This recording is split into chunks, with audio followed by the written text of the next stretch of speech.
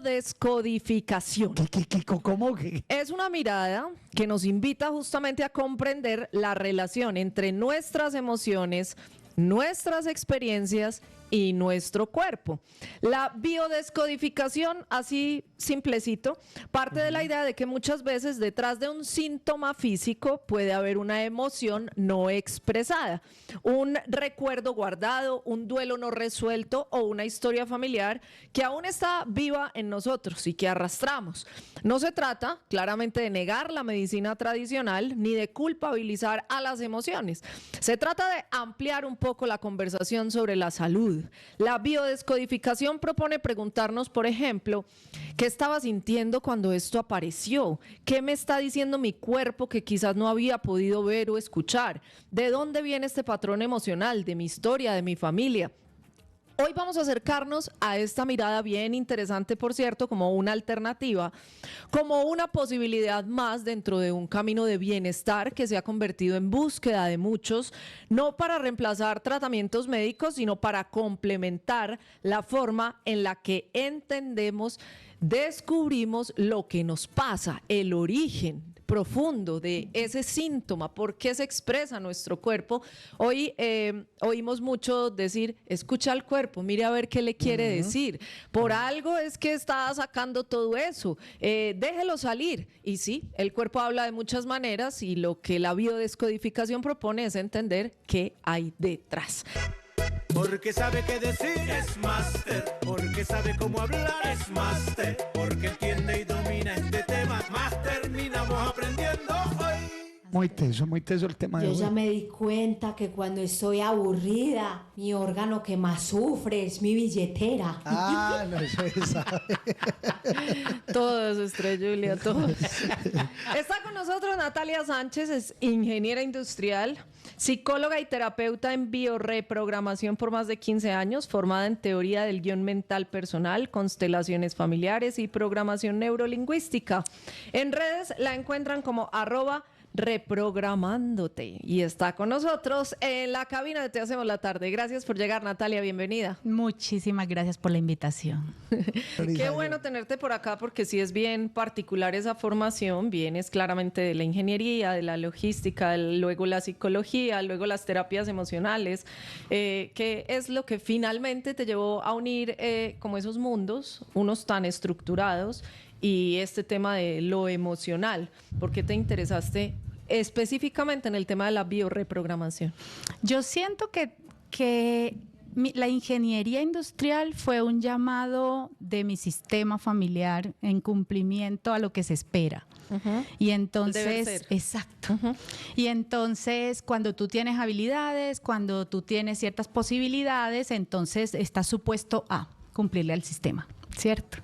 Y en medio de todo este camino, la psicología aparece en mi vida como una manera de cumplirle a mi alma. Porque entonces estaba la pregunta desde siempre por lo humano. Mis materias favoritas eran las humanísticas, sin embargo estudié ingeniería y también la disfruté y la ejercí por 10 años. Pero había la otra pregunta alrededor de, bueno, y lo que son las emociones. Y en medio de este proceso, yo, estudiando 8º semestre de ingeniería, decido presentarme a la de Antioquia y paso a psicología y arranco psicología y me enamoré. Me biorreprogramé. La psicología fue el inicio en realidad porque a mí me toca una psicología dinámica, psicoanalítica de esa época en la Universidad de Antioquia, que era también muy enfocada como a lo teórico, a lo científico.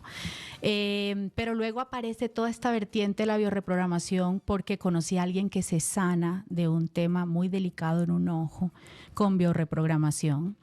Y ella, que era mi jefa en ese entonces, me dice, mira lo que me está pasando, y me presenta lo que es la biorreprogramación. Conozco a Luz Dari Parra y entonces yo digo, esto está demasiado interesante, me meto a estudiar. Al principio fue duro, Moni, no creas. O sea, al principio conciliar el tema de la ingeniería era que a mí me dolía el cuello y yo decía, ¿qué es esto tan raro? Pero luego lo que me pasó yo siento lo que han logrado todos estos saberes, y es que a partir de la observación del fenómeno, aunque tú no tengas una explicación teórica de fondo todavía, porque es que tú no llegas a la explicación teórica sino después de que has analizado que hay algo que pasa. Y yo siento que ese es uno de los cobros que le hacen a este tipo de vertientes nuevas, y es como, bueno, ¿y dónde está el fundamento teórico? No, pues es que nos lo estamos inventando porque apenas estamos analizando el fenómeno, ¿cierto? Entonces, a lo que yo me dediqué fue a verificar en mí misma el funcionamiento de todo eso que yo estaba aprendiendo, y oh, sorpresa, cuando empiezo a resolver una alergia que tenía de hacía muchísimos años al frío, a los ácaros del polvo. Yo no me podía aplicar cremas de manos en el cuerpo porque yo me brotaba. Yo tenía un tema de lumbalgia porque tenía largos periodos sentada, y fueron un montón de cosas que yo empecé a descodificar, que yo empecé a bioreprogramar, y yo dije, no, espera, aquí hay algo, ¿cierto? Y luego de haberla estudiado, entonces sí me dediqué a profundizarla, y entonces ahí me di cuenta, ahí terminé de confirmar que es que no es un invento, que es algo que tiene toda la fundamentación y realmente funciona. Hay algo que es muy potente en todo este tema de reprogramarnos. ¿Qué significa exactamente reprogramar la mente y las emociones? ¿Todos tenemos algo por reprogramar? Sí, porque es que imagínate que nosotros... Ni la dudó. No, de una. Vamos graves, muchachos. Porque es que imagínate que nosotros, por el solo hecho de existir, tenemos que sobrevivir. Sí. Y para sobrevivir nosotros desarrollamos una serie de soluciones en unas épocas muy iniciales de nuestra vida donde no había una mente consciente que resolviera y entendiera cosas. Y entonces imagínatelo así, yo llego al mundo y lo que le funciona a mi cuidador me funciona a mí. Ah, sí, claro. ¿Ves? Y entonces, si yo lloro, mi cuidador me atiende. Pero si yo lloro y mi cuidador no aparece, ahí yo empiezo a codificar cosas. ¿Sí ves?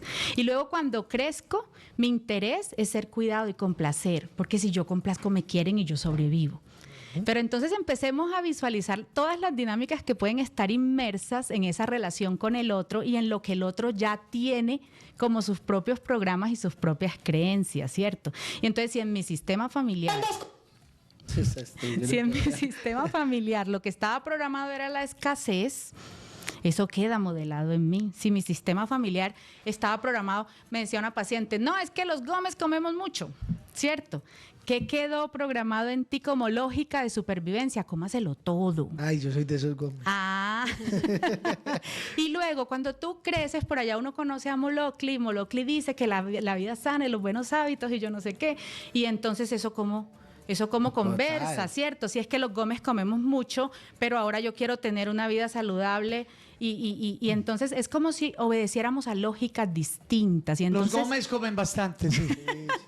o los Sánchez o los Pérez. Mucha almojábana. Pero sí, es verdad. Mire que uno termina siendo muy dependiente también de lo que pueda hacer el otro por uno.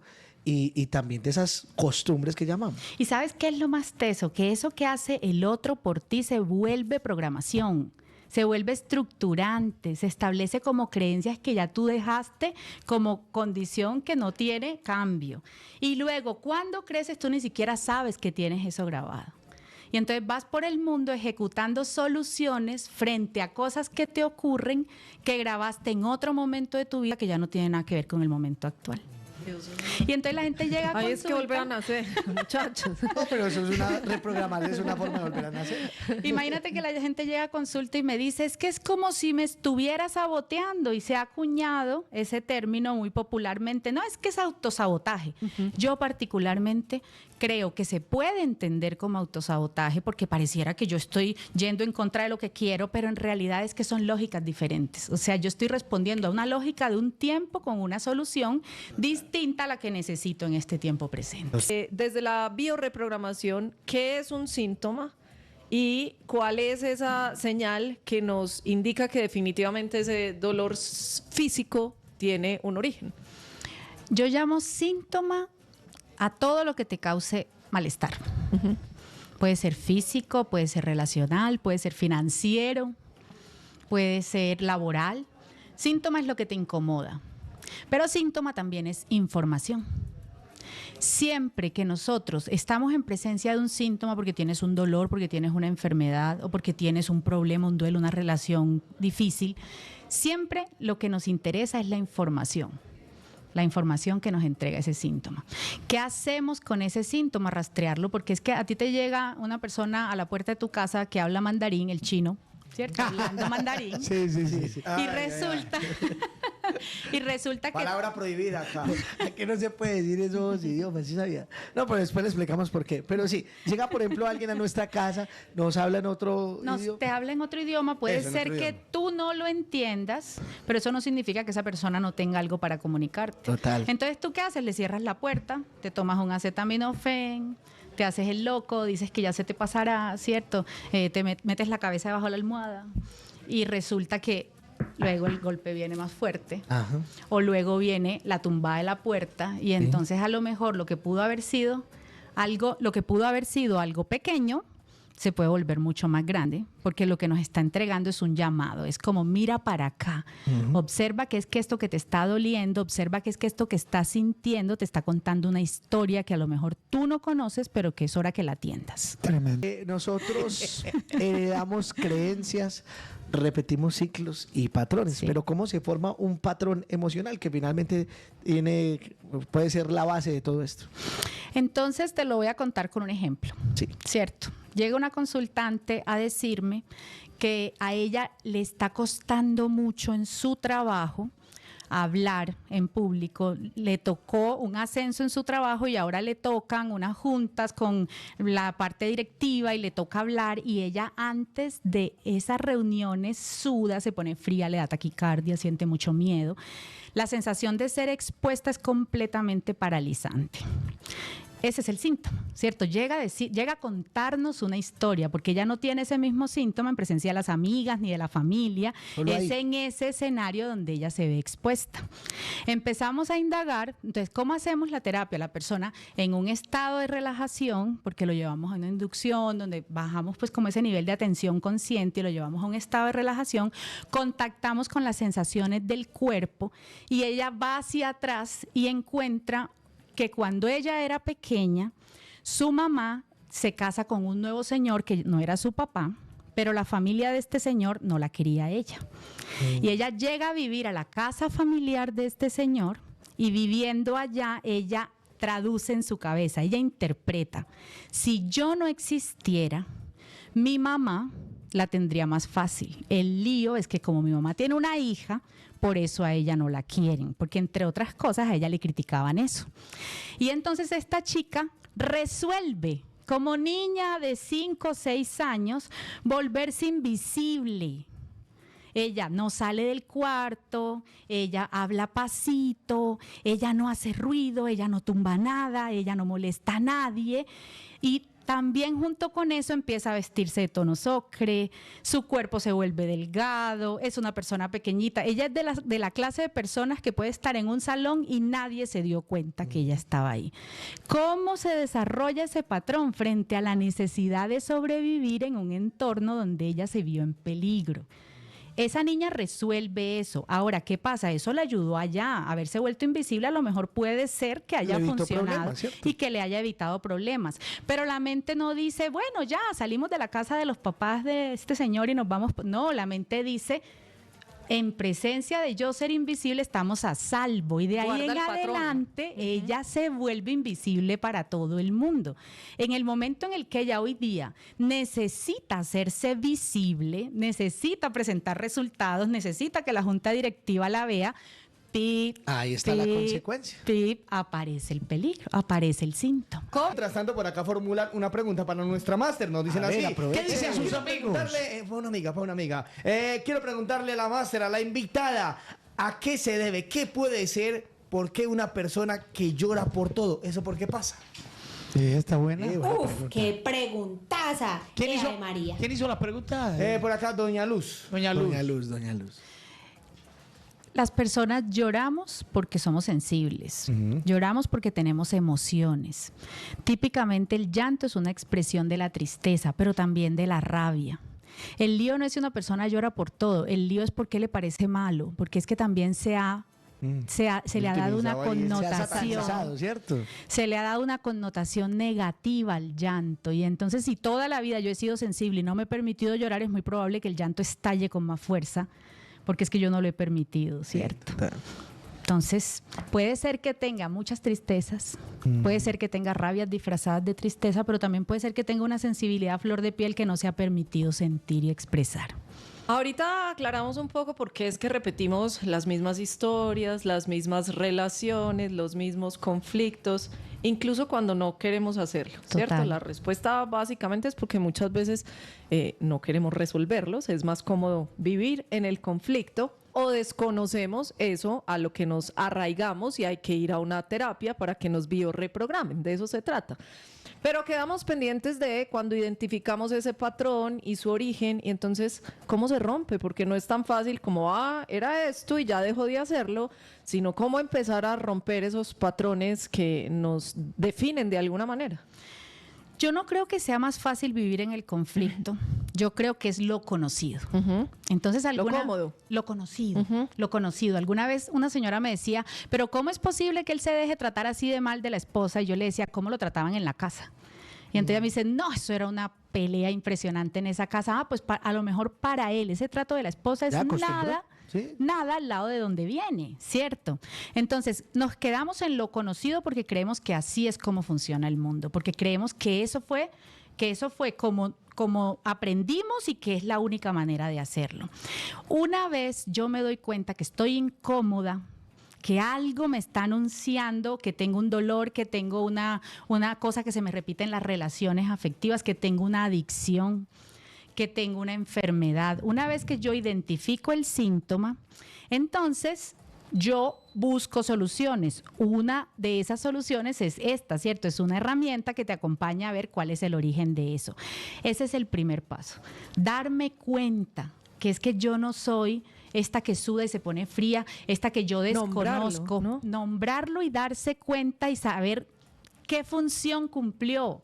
Porque es que esa función, ese patrón que yo resolví, con el que yo resolví, eso que yo solucioné en ese momento, sirvió. Y es muy probable que a lo largo de la vida a esta chica de la que les estoy hablando, quedarse calladita le funcionó. Y ella fue confirmando y confirmando y confirmando y confirmando. Pero luego llega un momento en que ella podría darse el permiso de que sea diferente y se ensaye nuevas soluciones. Pero ella no se va a ensayar nuevas soluciones si no es consciente de cómo fue que eso se arraigó y de cómo es que ella ha ido sistemáticamente sosteniéndolo en el tiempo. Entonces, traerlo a la conciencia es lo primero. Luego, de todos modos, lo que salta es el automatismo de escondámonos, ¿cierto? Sí. Eso es lo primero que aparece, pero yo ya sé. Y cuando yo ya sé, es diferente. Yo digo, no, espérame, que acuérdate que ya no me tengo que esconder. Y empiezo a permitirme las nuevas acciones. ¿Cómo sería que yo pudiera llegar allá? ¿Cómo sería que yo viera a los demás de la Junta como personas normales? ¿Cómo sería que yo le diera el permiso a esa niña de no haberse quedado encerrada y que saliera de ese cuarto y que diera una vuelta y que se diera cuenta que las personas de la casa no estaban pidiendo que ella se encerrara? O sea, tenemos que jugar entre la solución de ese entonces y la de hoy. En terapia lo hacemos para que esa niña, no la de ahora la tiene clara en lo que tiene que hacer, para que esa niña pueda darse cuenta que hay otras maneras de hacerlo. Y luego esas maneras de hacerlo que encuentra la niña, las ensayamos. Natalia, pero a propósito de esto, ¿qué es lo que notas más tú en consulta que nos cuesta más soltar? ¿El dolor, el orgullo, la historia o esa identidad que hemos construido a partir de todo eso? Es que son soluciones, o sea, es que ¿cómo lo vas a soltar si algún día te funciona? Si alguna vez tú te sentiste rechazado y decidiste que no te importaba el otro, y luego eso se traduce como que eres repelente, como que eres odioso. No, es que yo no me quiero volver a sentir rechazado y yo tengo en mi mente que en presencia del otro lo que viene es el rechazo. Entonces, ¿qué activo? Activo la defensa. Adapto todo mi funcionamiento a esa defensa para que eso no me siga doliendo. Entonces, sí, el sufrimiento, sí, todas esas cosas que me estás nombrando hacen parte de algo que en algún momento funcionó, pero yo tengo que entenderlo para poder cambiarlo. Yo siento que ese es el fondo de lo que ocurre. Cuando yo entiendo cómo es mi modo de funcionamiento, entonces ahí sí me puedo dar el permiso, esa es la clave. Me doy el permiso de ser visto, me doy el permiso de amar, de merecer, me doy el permiso de ser cuidado, porque es que si yo me tuve que acostumbrar a que yo hablaba y nadie atendía mis necesidades básicas, entonces yo digo, bueno, yo no necesito de nadie, yo solito. Claro, ¿cierto? claro. Pero Última pregunta. gracias. ¿Quién la va a hacer? Yo la hago, Julia, yo la hago. Gracias, productora interna. A propósito, ¿por qué repetimos las mismas historias, las mismas relaciones o los mismos conflictos cuando muchas veces ni siquiera queremos hacerlo? Pero pero lo terminamos haciendo. Entonces imagínate que, como Mile lo explicaba ahorita, hacemos parte de un sistema. No solamente fueron las soluciones que nosotros implementamos, sino las soluciones que le sirvieron a nuestros anteriores, a nuestros antecesores, ¿cierto? Esas soluciones a nosotros nos las modelan, nos las enseñan. Ay, no se junte con esa gente porque es que, ay, si lo miraron mal es porque había una paciente a la que le decían, eso es pa' gente. Su mamá le decía, no piense en eso, que eso es pa' gente. Mira lo que hay detrás de esa información y todos los frenos que se te imponen a ti cuando a ti, tus figuras referentes, quienes te dan el amor, quienes te dan el cuidado, te dicen esas cosas, tú lo das. Por real, Por hecho, sí. por hecho. Entonces, por eso, luego, sistemáticamente tú repites los comportamientos, pero también lo repites porque tú necesitas entender a los que ejecutaron ese comportamiento. Es puritico amor ciego, son lealtades inconscientes. Y entonces, mi mamá, ¿cómo nunca dejó a este hombre que era alcohólico? Yo lo hubiera dejado. Tu inconsciente, ¿qué hace? Te hace correspondiente con una persona que te lo pudiste haber sacado del seminario abstemio, pero contigo desarrolla el tema del alcoholismo para que tú comprendas lo que pasaba ahí. Venga, pa' Ay, que ay, ay, lleves. 5:52 a nuestra máster. Pues muchísimas gracias por estar con nosotros. Creo que nos picó un nuevo bichito Sí, sí. de ir allá a ver qué hay en nuestro inconsciente. Ella es Natalia Sánchez, psicóloga y terapeuta en bioreprogramación, y en redes la encuentran como @reprogramándote. Nati, muchas gracias por estar con nosotros y Muchísimas por gracias. abordar estos temas tan bonitos y tan profundos. Muchísimas gracias, porque yo siento que dar a conocer esta clase de herramientas es contarle a la gente que no se tienen que quedar en el sufrimiento, no se tienen que quedar en el malestar. Si están cansados, si están adoloridos, si tienen una enfermedad que no se sana, si tienen un síntoma en sus relaciones y patrones que se les repiten, hay que buscar soluciones. ¿Para cuándo están las citas? Pero vea, tema bien interesante. Sí, son herramientas y alternativas que si echamos mano y si nos funcionan, pues todo lo que sirva para sumarnos, bienvenido sea. Muchísimas gracias por estar, por llegar. Aquí los esperamos. Chao, chao. Cuando la vida necesita una recarga, toca ponerle musiquita